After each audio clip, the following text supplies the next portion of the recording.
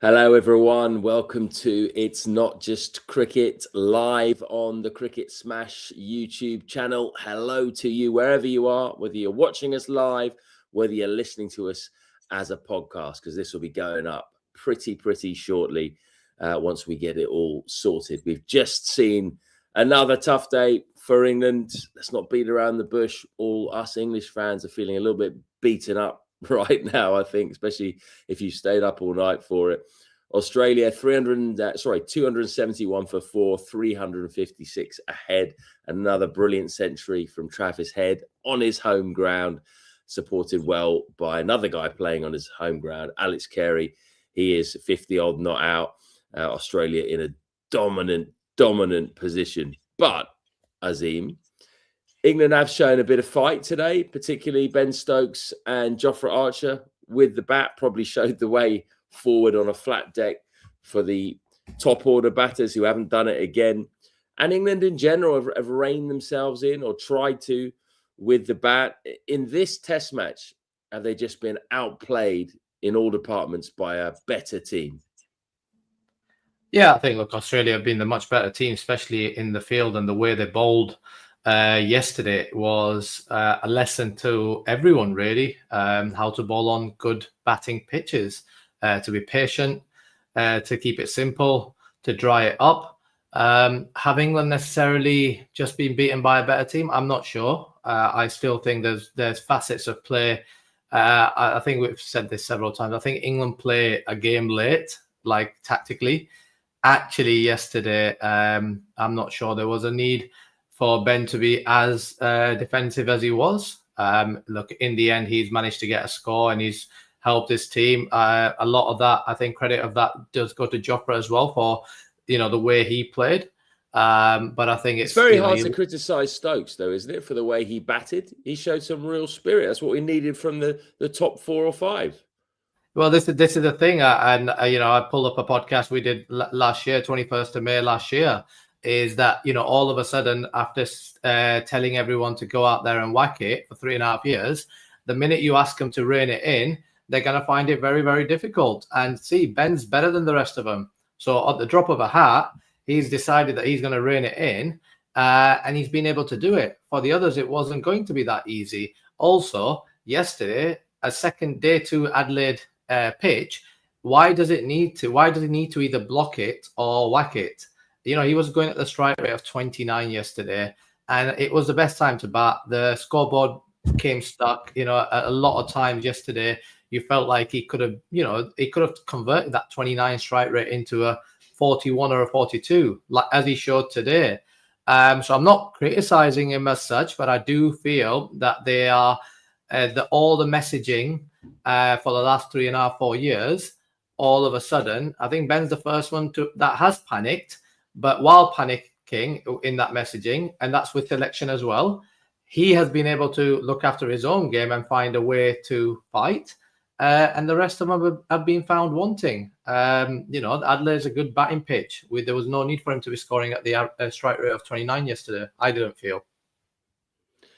Do you think when England lose this test, because pretty sure they will, this one's going to hurt even more because they have ditched Bazball, haven't they? They've kind of accepted, well, it's not working. We've gone back to a more traditional way of doing it, and we've still come up short.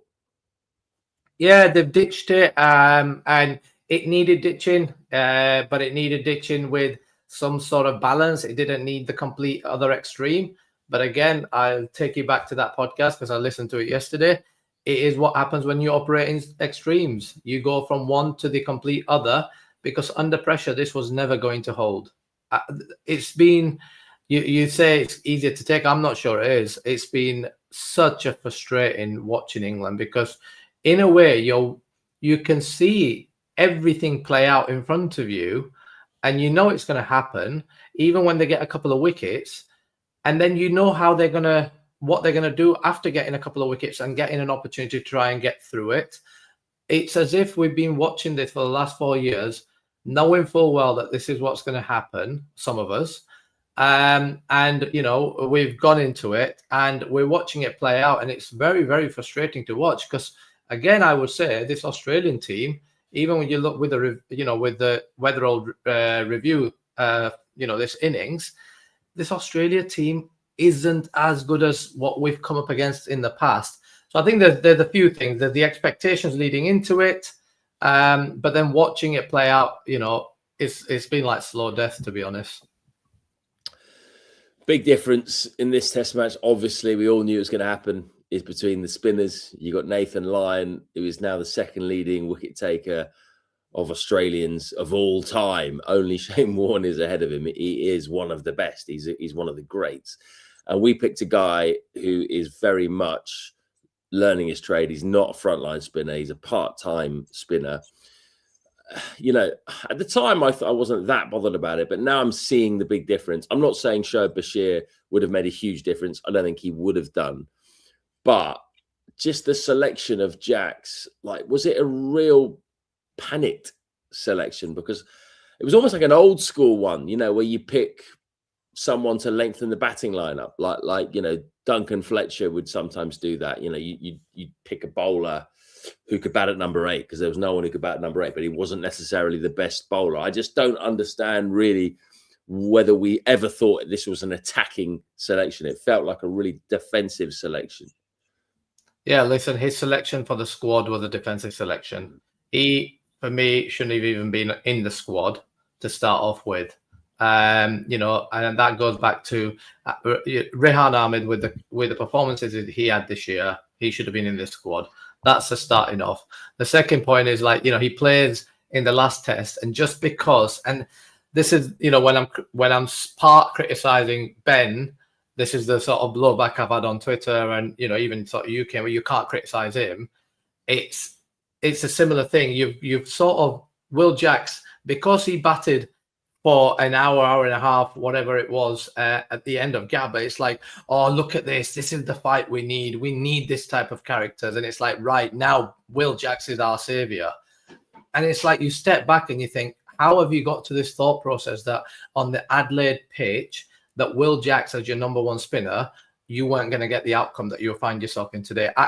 But for me, through the thinking from the minute he has been selected in the squad to the minute to him being picked last week to him being picked this week, makes absolutely no sense. And I actually feel sorry for him. I really do, because he is being compared, because he's going to be, with a guy who's the second, highest leading wicket taker spinner for Australia, and because of that, his his sort of ability is going to get even highlighted even more because of who's on the other side.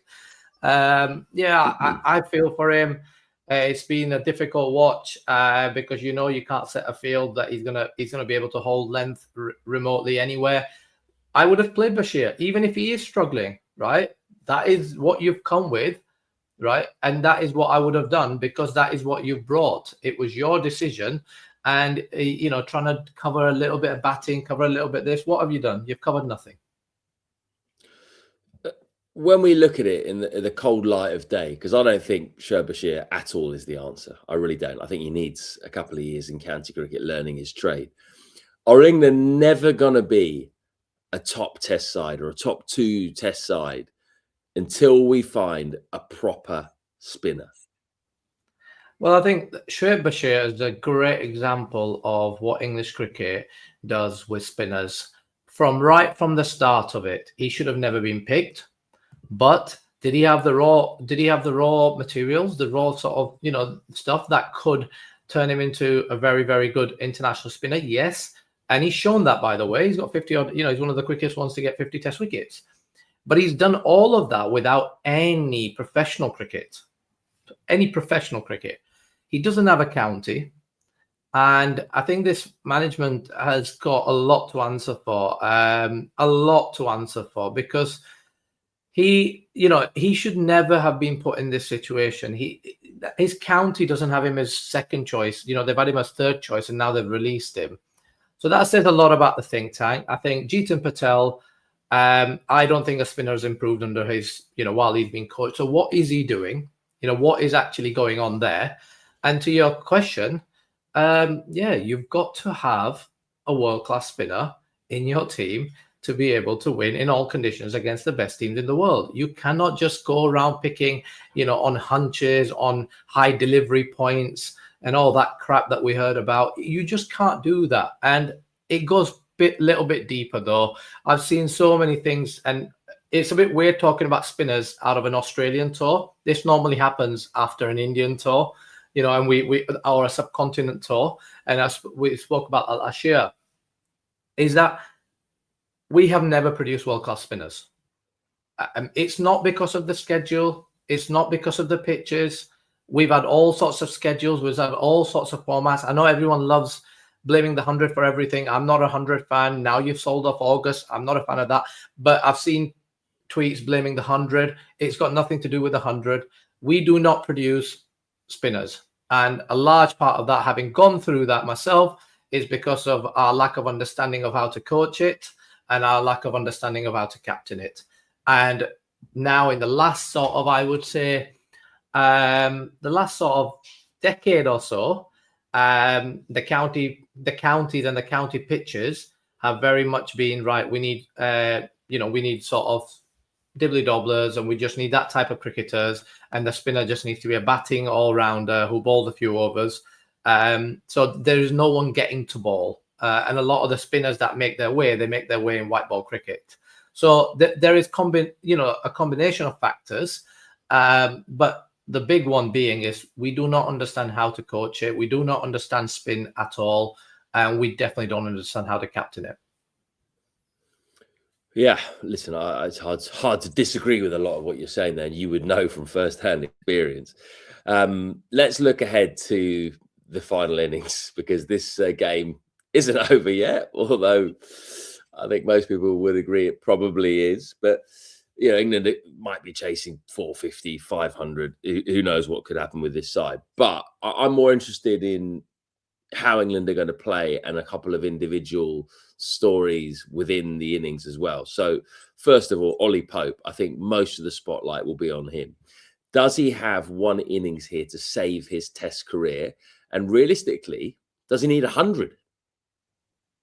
Yeah, well, I mean, without doubt. Look, as you know, I've been a massive, I've sort of back protected Ollie Pope while he's been getting a lot of criticism. But that first inning shot in the circumstances that England find themselves in right now, and everyone's next on the line. I think he's the easiest one, having seen the decline of being the vice captain, and then losing the vice captaincy. And it's a bit weird because at Perth, I thought that's the best he looked in that first innings at Perth. But he's found himself in that situation where, I think, to be honest, even if I'm not sure anything saves him tomorrow, if I'm being perfectly honest. Really? Yeah, I'm not. And actually, I feel like it might be the best for him.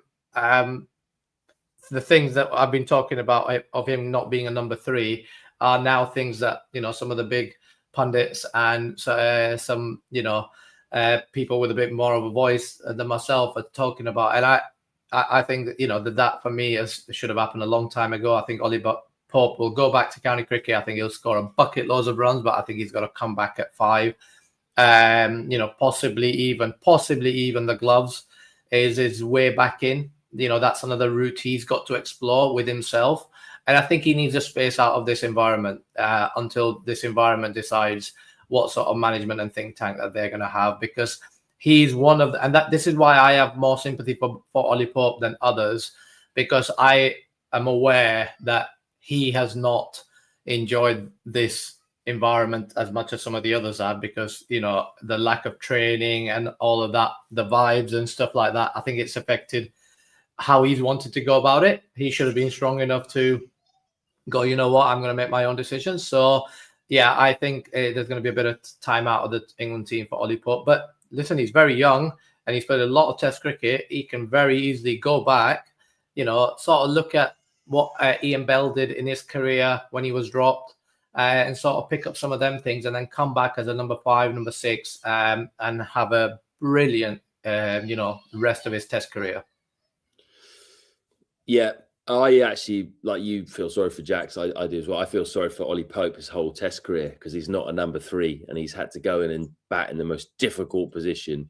And I think had he gone in at number 5 or 6, he would have had a much better career. So he's had to do a job. He's had to do a job that he's not necessarily qualified to do. And I think, whereas someone like Harry Brook is allowed to bat at number 5, a lot easier. So I do have sympathy for him. Well, that's exactly the other person I was going to talk about, actually. And I think if moving forward, it's all going to be about what we're going to do moving forward. For this environment to get back into some sort of reality, I think a show of how they deal with Harry Brook is going to be is how they're going to have to do it. And I think sometimes you've got to take some tough decisions, and you got to get tough with people. He's got to go up to number 3 and take responsibility. Simple as that. And also, I think that all the chat around him has got to change. That he can do this, he can do that. We all know what he can do.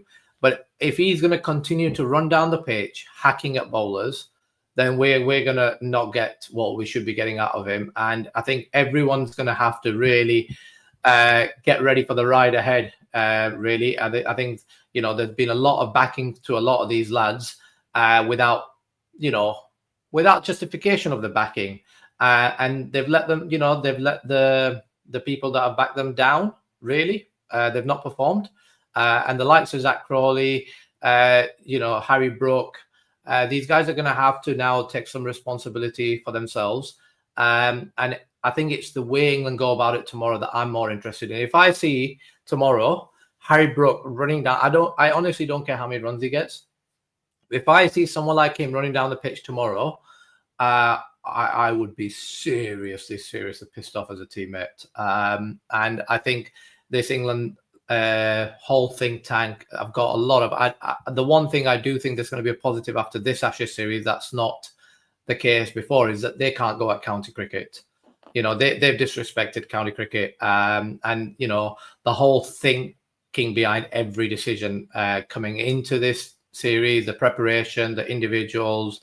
We've not heard from Rob Key, we've not heard from Luke Wright. When have we seen that in English cricket before, where the selector, people don't even know who the selector is? So I think there's a lot of questions up top, but tomorrow everyone knows that Rob Key is the selector. He talks to the media.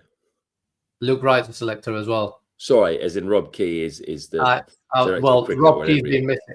We've not heard from Rob Key throughout the last, God knows how long now. So, and it's been quite shambolic, a lot of the stuff on this tour. So there's got to be some serious accountability there. But tomorrow is all about individuals deciding what the future looks like for themselves. And I would, if I was a friend of Ollie's, if I was a friend of Zach's, and I'd be like, listen, tomorrow, just zone in. It's going to be about, and you can see by the reaction people have had for Ben, it's going to be about how much you can get stuck in more than actually the impact you make in the game. So yeah, I think big day for a lot of individuals tomorrow. Can I just finish on some praise for Jofra Archer? I think Jofra Archer has been absolutely outstanding. Bat, ball. I think the way he batted was seriously like a proper batsman. He defended at the right times. He read the game. The way he supported Ben, it's actually a reason why we are not completely gone in the game, for what it's worth. And I think at times he's had unfair criticism. We've talked about the whole, and it keeps coming up, and there's an underlying problem with it, the whole body language thing. And if you look at Jofra Archer's stats, and there was a worry around his physical fitness coming into the series, he's been absolutely outstanding. Yep, I will second that. I think he's been absolutely brilliant. I think we'll probably talk about that sort of whole negativity around Archer and that body language thing in a later episode, because I think it is worthy of a proper chat and the reasons behind it. And I think you and I probably both think in a very similar way as to why that is. But yeah, he has shown in this game, he is one of our tough guys. He's one of our fighters, and he's one of our most talented players as well. So, he should not be criticised. He really should not, and I will not listen to it. Thanks, mate. Good chat again. Fascinating to see how England go about their final innings in Adelaide. Are they going to go down swinging, or are they going to just try and knuckle down and get there? You know, obviously a win would be one of the all-time great wins, but I think most of us will settle for just a decent effort. That's how beaten down we are at the moment. Thanks very much for listening, guys, or for watching. This is It's Not Just Cricket, and you'll hear from us very, very shortly. Goodbye.